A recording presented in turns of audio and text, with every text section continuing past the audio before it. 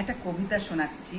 অনিল পাত্র, রাজনীতি ট, কবিতার নাম। হে বখুড়া, নিতেই যদি ভ্যাট হবে, আমাদের কি পুয়াল কুড়েই জীবন যাবে? জীবনটা তো কপাল ফাটা, চকচক্কা, সুখ কেমন বটে তাও বুঝি নাই। তোমার বেটা দুধেই থাকুক, আমাদের তো মারে ভাতে খুঁত কুড়াতেই ঠেকুর ওঠে, তাও কি জুটে? বছর দিনে চরকা শুতে দেবতা পালে, বাটিক তাকে তো দাদন সুধেই গা গতরে ঘুমায় রাইতে।